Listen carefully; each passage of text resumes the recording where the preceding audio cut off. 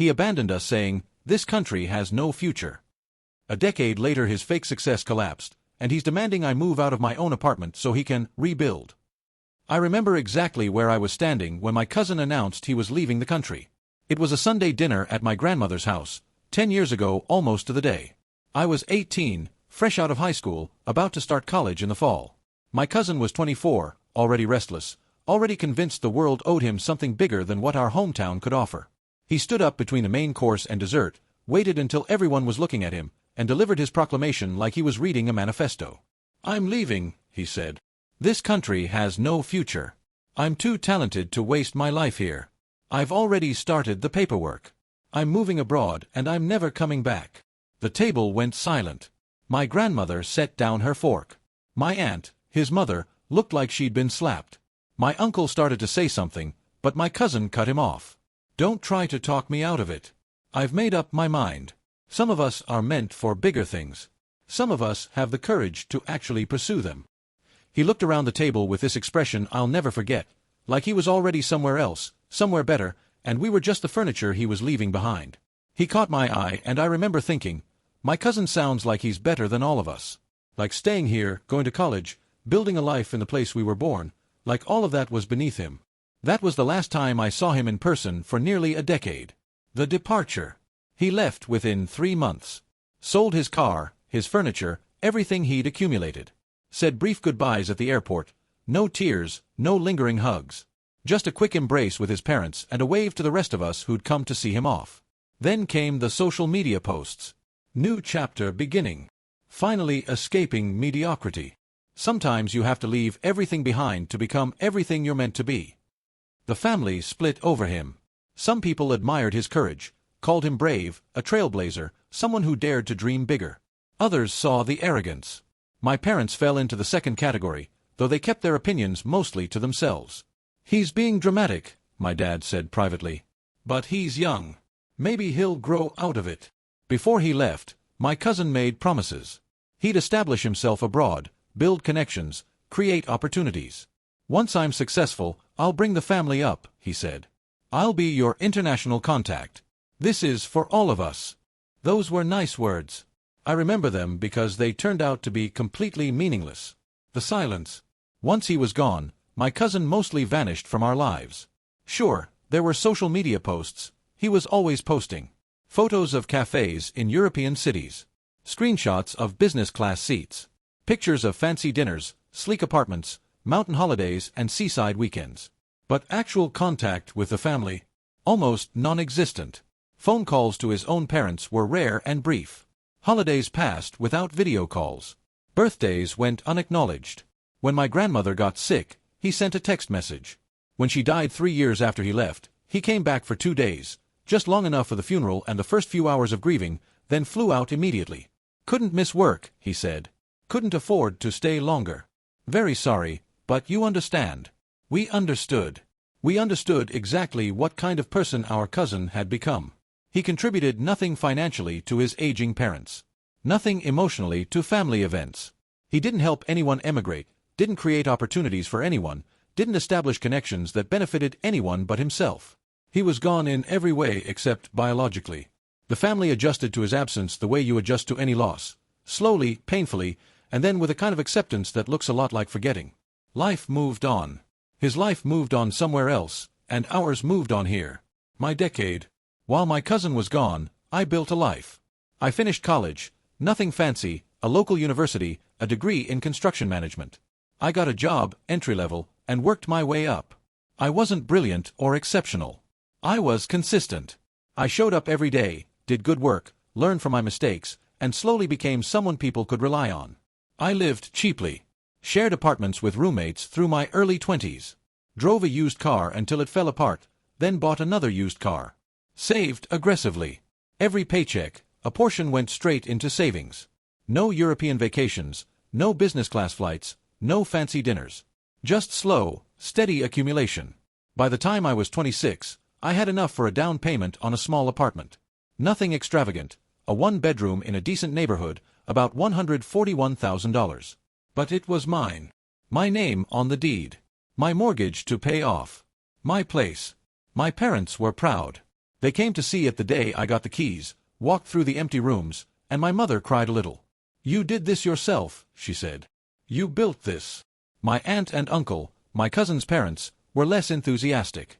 "Must be nice to stay and build while others have to leave," my aunt said once, and I didn't miss the bitterness in her voice.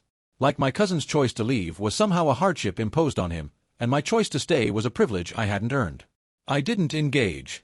I hadn't forced my cousin to leave. That was his choice, announced dramatically at a family dinner, defended with contempt for everyone who didn't follow him. If staying and building slowly made me mediocre in his eyes, then mediocrity had gotten me an apartment. I wondered what his bravery had gotten him. The contrast. I followed my cousin's social media over the years. I'm not proud of it, but I did. Curiosity, maybe. Or something like keeping score. His posts told a story of success. Career promotions. A corner office. European vacations. Paris, Rome, Barcelona. Expensive dinners at restaurants with names I couldn't pronounce. A sleek apartment with modern furniture and floor-to-ceiling windows. A girlfriend who looked like she belonged in a magazine. He projected wealth and achievement. Every post was a performance.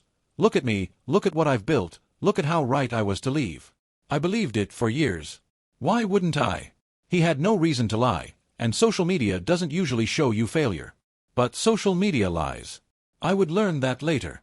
The return announcement. 3 months ago, my cousin contacted me out of nowhere. First message in years, arriving on a random Tuesday evening. "Hey, I'm coming back. Things didn't work out abroad.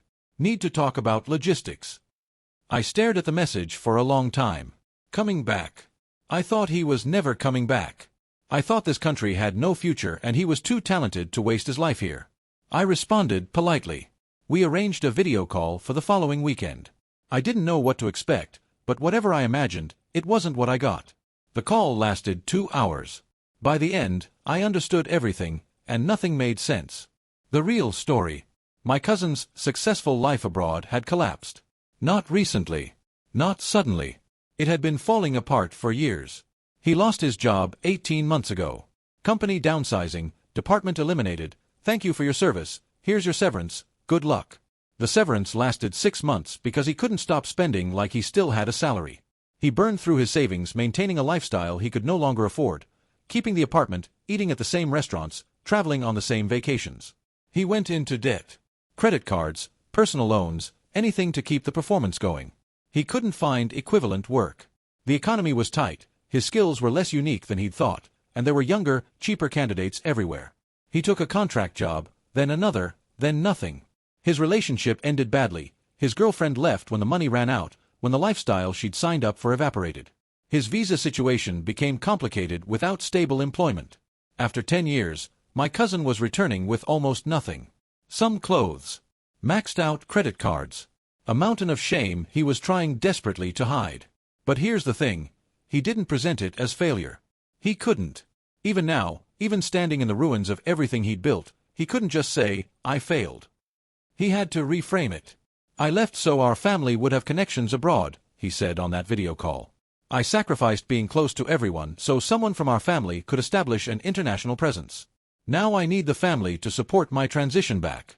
It's only fair, I gave 10 years to building something for all of us." I listened to this and tried to follow the logic. He left for himself. He said openly he was escaping mediocrity. He never sent money home. He never helped family members with connections or opportunities abroad. He never visited except once for a funeral. What exactly did the family gain from his sacrifice?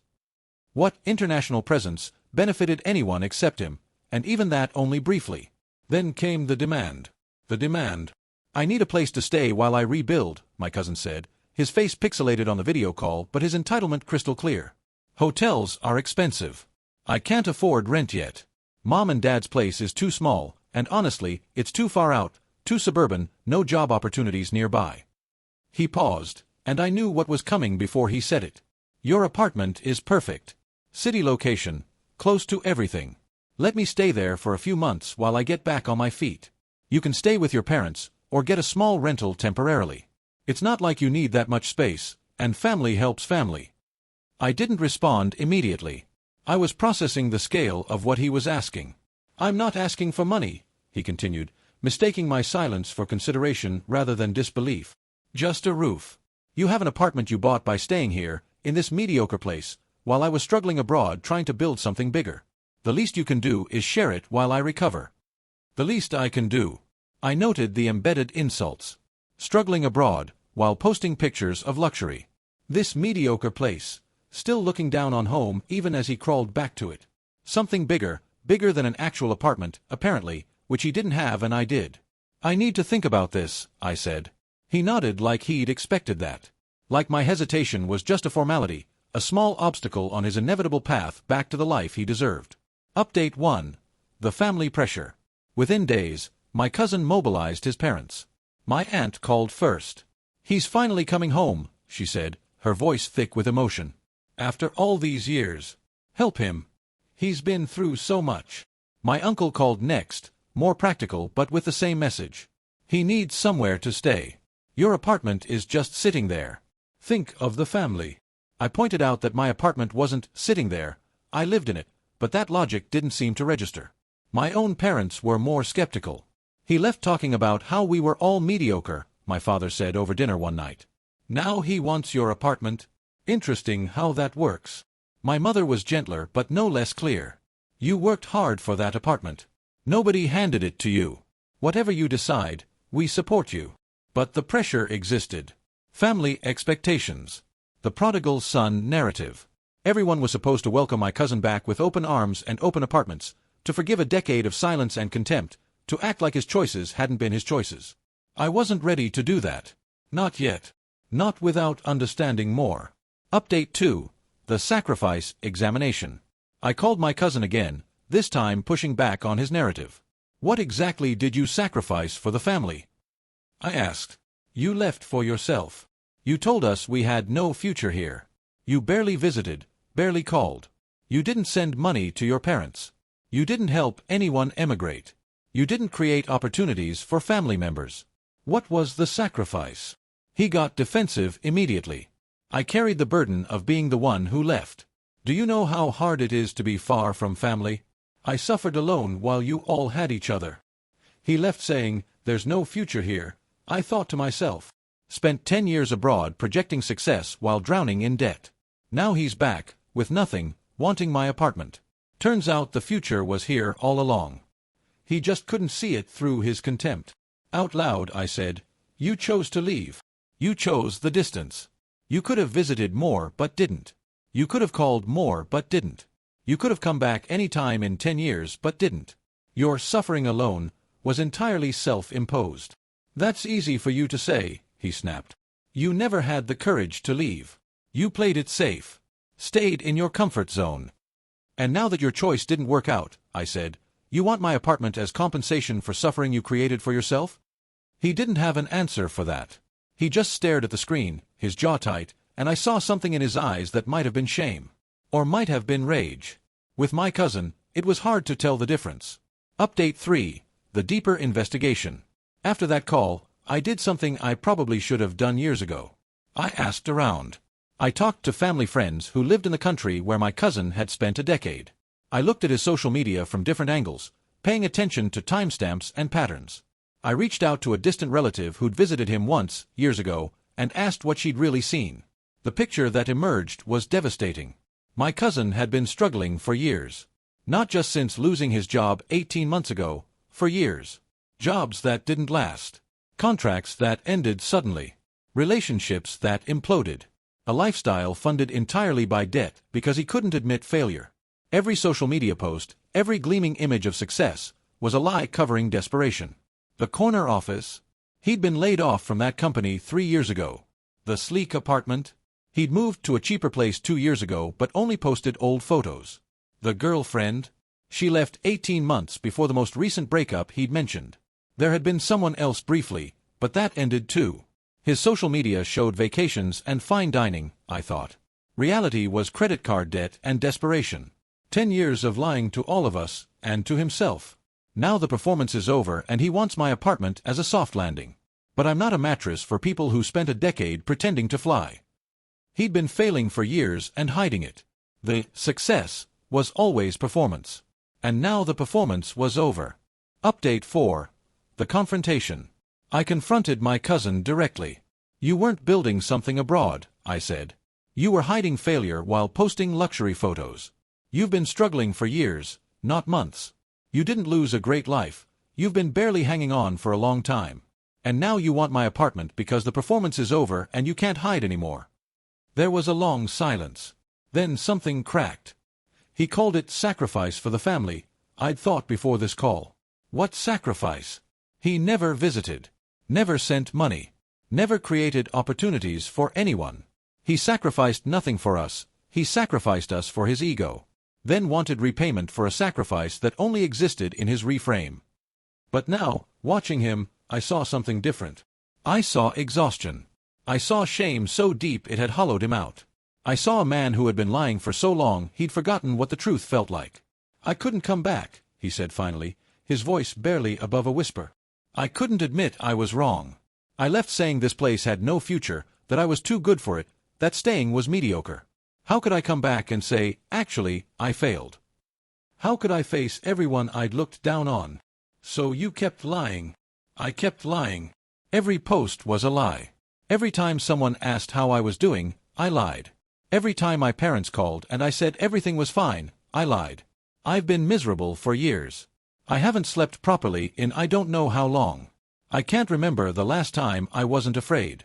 And I'm so tired of pretending. He broke down then. Actually broke down. Tears, shaking shoulders, the whole thing. It was the most real I'd seen him in a decade. I just need help, he said through the tears. Real help. Not judgment.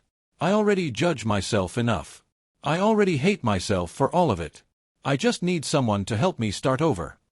Update 5. The empathy and the boundary. I felt genuine sympathy in that moment. I did. My cousin's situation was genuinely sad, a decade of performance leading to lonely failure. All those years of pretending, of maintaining a facade that was crushing him, of being too proud to admit he'd made a mistake. That's a kind of prison, even if it's one you build yourself. But sympathy didn't translate to giving him my apartment. I'm sorry you struggled, I said. I'm sorry you felt you couldn't be honest with us. I'm sorry you spent 10 years pretending, and I'm sorry the pretending is over. That sounds exhausting. He looked up, hope flickering in his eyes. But my apartment isn't a solution to 10 years of pretending, I continued. I can help you find resources. Job listings, recruiters who specialize in people coming back from abroad. I can maybe give you a small loan for a deposit on a shared apartment, help you get started somewhere. I can be practical. But I'm not giving you my home because your choices didn't work out. The hope died. Something harder replaced it. I offered real help, I thought. Job contacts, a loan for a deposit, practical support. He wanted only the apartment. Because practical help requires he admit he's starting from zero. The apartment would let him pretend he's not. It was always about the performance, even in failure. The entitlement resurfaces. The vulnerability lasted about 30 seconds. Then the entitlement returned, harder and uglier than before. You have an apartment you bought by staying in this mediocre place, my cousin said, his tears drying, his voice sharpening. You didn't take risks. You played it safe. And now you won't help someone who tried for more? That's what staying does. Makes you small, selfish, limited. I should have known you'd be like this. He said staying here made me small and selfish, I thought. I stayed, worked, saved, bought an apartment. He left, pretended, failed, owns nothing. If small means owning property and selfish means not giving it to people who insulted me, I'll take both labels. You still think leaving was brave and staying was small, I said, and I wasn't angry anymore. I was just sad. Even broke, even humiliated, you can't respect the path that actually worked. That tells me everything I need to know. Aunt and uncle said, he's finally coming home, help him, I thought. But home isn't just geography. He never treated us like home. He treated us like the place he escaped from, the people he outgrew. Now he wants the benefits of home without ever having given us the respect home deserves. I'm not giving my apartment to someone who still believes I'm beneath him, I said. That's not pride. That's pattern recognition. The final refusal. I'm not giving you my apartment, I said, and my voice was steady now. Not temporarily, not at all. You left calling us mediocre. You spent 10 years pretending to succeed while we actually built lives. Now you're back with nothing, still insulting us, and expecting my apartment as a welcome home gift. I shook my head. No. Find your own way back. The way you told us you were too good to need. My cousin stared at me through the screen. I could see him cycling through emotions: anger, disbelief, desperation, and finally something that looked almost like acceptance. He still thinks leaving was brave and staying was small, I thought. Even broke, even humiliated, he can't respect the path that actually worked. That tells me everything. I'm not giving my apartment to someone who still believes I'm beneath him. That's not pride, it's pattern recognition. You're making a mistake, he said finally. Maybe, I said. But it's my mistake to make. With my apartment. The one I bought by staying here and being mediocre. I ended the call. The aftermath. My cousin found other arrangements. He stayed with his parents in the suburbs, the same place he dismissed as too far out, too suburban, no opportunities nearby.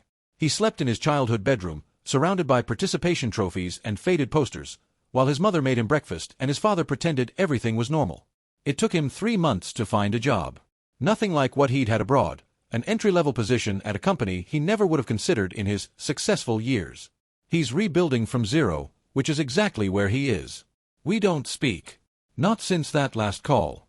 My aunt and uncle are distant now, hurt that I wouldn't help, convinced that family should mean unconditional support regardless of how that family member treated everyone. My own parents understand. They've told me they're proud of me, that standing my ground was the right thing to do.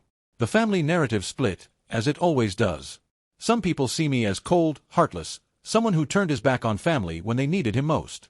Others see my cousin as reaping what he'd sown, a decade of arrogance and lies finally catching up with him. I don't know which narrative is right. Maybe both are. Maybe neither. 1 year later. It's been a year now since my cousin came back. He's still in the country, still rebuilding. He has a small apartment now, a studio, about a third the size of mine, in a neighborhood that's up and coming, which is real estate code for cheap. He has a modest job, entry-level with room to grow if he works hard. Nothing like his imagined life abroad. Nothing like the success he posted about for a decade. He's quieter than before. Failure tends to reduce arrogance. He doesn't post on social media anymore, or if he does, I've muted him and wouldn't know. He and I have exchanged occasional texts, nothing deep. Happy birthday here, hope you're well there. Surface-level contact between people who used to be closer. Maybe someday we'll rebuild a relationship. Maybe someday he'll apologize, really apologize, not the self-pitying, I'm sorry I suffered version but an actual acknowledgement of how he treated everyone. Maybe someday I'll forgive him fully, not just intellectually but emotionally. But if that happens, it won't start with my apartment. It'll start with him learning that family isn't a safety net for people who spend decades spitting on the net. Reflection. I think about the two paths sometimes. I stayed. I was called mediocre. I built slowly. I own an apartment. My cousin left. He called everyone small. He failed spectacularly. He owns nothing. Both of us made choices. Both of us got consequences. The difference is I'm not asking anyone else to pay for my choices. My cousin expected his failures to be subsidized by the people he'd insulted. That's not how consequences work. That's not how family works. That's not how anything works. Final scene. I'm sitting in my apartment right now, writing this. It's evening, and the light is fading, and everything is quiet. I found an old family photo today while cleaning out a drawer, taken at a holiday gathering years ago, before my cousin left. Young faces, uncertain futures. My cousin is in the picture, smiling, his arm around my grandmother who would die 3 years later while he was too busy to visit. I put that photo away when he announced his departure with such contempt. I couldn't look at it without feeling something: anger, sadness, confusion. I didn't know which.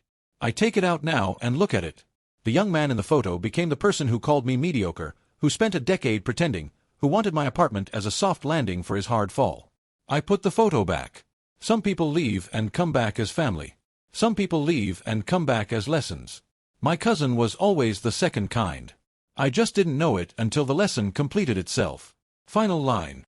My cousin left 10 years ago saying there was no future here and we were all mediocre for staying. He spent a decade abroad posting success while secretly drowning. Now he's back with nothing, wanting my apartment, claiming he sacrificed for the family by leaving. But sacrifice implies something was given up for others. He gave up nothing for us. He gave up us for himself, then failed, then wanted us to fund his return. I stayed. Built slowly. Bought an apartment. The mediocre path created something real. His brave path created debt and shame and a decade of lies. I offered help, real help, practical help. He wanted only the apartment. Because the apartment would let him skip the humiliation of starting over. But some humiliations can't be skipped. They're the tax on a decade of pretending. My apartment stays mine. My cousin is somewhere in the city, rebuilding from nothing, learning what the rest of us knew all along. Home isn't the place you escape from. It's the place that's still there when escaping doesn't work. He's welcome to rebuild his life here. He's not welcome to rebuild it with my apartment. Some returns require starting from zero. He's finally at zero. That's not my fault, and fixing it isn't my job.